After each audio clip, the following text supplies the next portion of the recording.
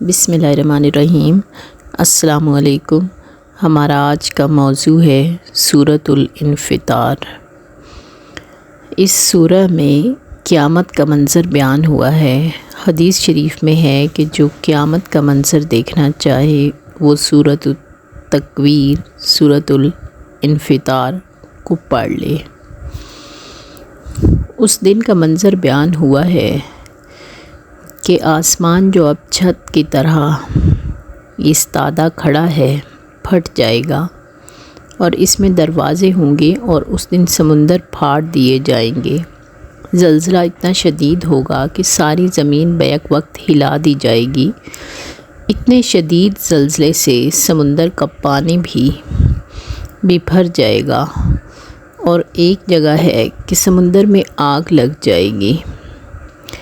دونوں واقع بھی ہو سکتے ہیں، اور سب کی قبریں کھول دی جائیں گی، مردے سب اٹھ کھڑے ہوں گے، اور جب قیامت قائم ہوگی تو ہر ایک کو اپنی فکر پڑ جائے گی، یہاں تک کہ کوئی باپ اولاد کا نہ بنے گا بلکہ وہ ان سے بھاگے گا، اور کوئی اولاد اسی طرح باپ کی فکر نہیں کرے گی۔ ہر ایک کو اس کا کیا دھرا سب معلوم ہو جائے گا۔ ذرہ برابر نیکی اور ذرہ برابر بدی بھی چھپی نہ رہ جائے گی۔ آگے انسان کو خبردار کرتے ہوئے بتایا کہ کس چیز نے تجھے اپنے رب کریم کی طرف سے دھوکے میں ڈال رکھا ہے۔ کیا تم یہ سمجھتے ہو کہ انصاف نہیں ہوگا؟ وہ کریم ہے مگر انصاف بھی پورا کرنے والا ہے۔ تو تم کس دھوکے میں پڑے ہوئے ہو؟ تم کیوں اپنے اس رب کو پہچاننے سے گریزاں ہو جس نے تمہیں پیدا کیا، تمہارے اعضائے بدن کو درست کیا، تمہیں جس طرح کی چاہی صورت عطا کی، تمہیں ایک انسان بنایا، باقی مخلوقات پر برتری دی، اپنا نائب بنایا، اور ان تمام چیزوں پر تمہارا اپنا کوئی اختیار نہیں۔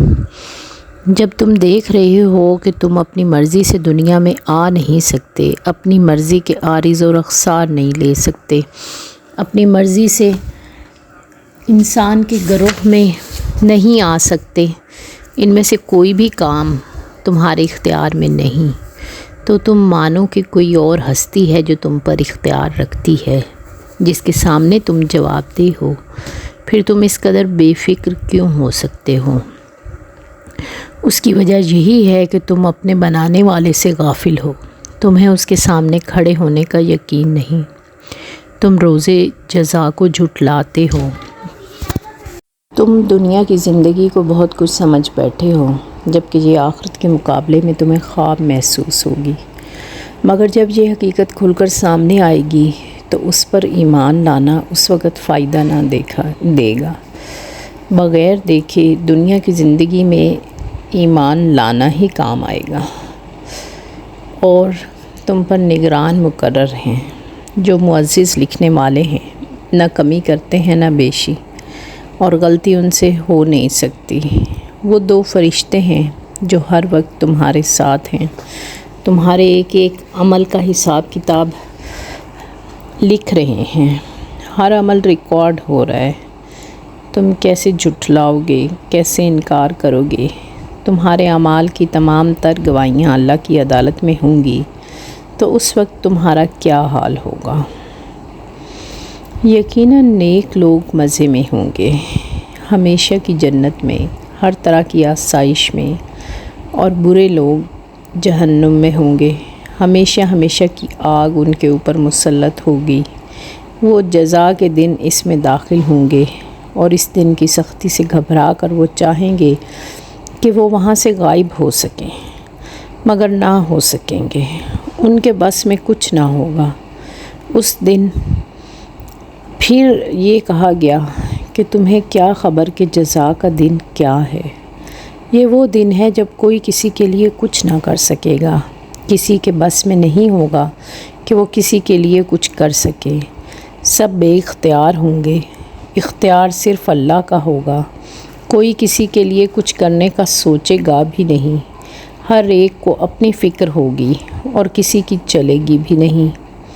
اس دن صرف اللہ کا حکم ہی چلے گا، اختیار اسی کا ہوگا، بے شک اب بھی اسی کا ہی حکم جاری و ساری ہے ہر سو۔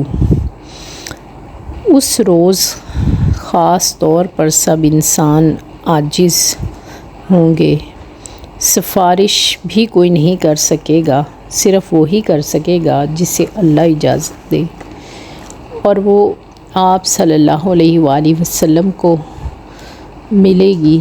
تو اس روز کی سختی سے بچنے کو ابھی سے کچھ سوچنا ہوگا، اپنے اعمال کو درست کرنا ہوگا، ایمان لانا اور عمل صالح کرنا ہوں گے۔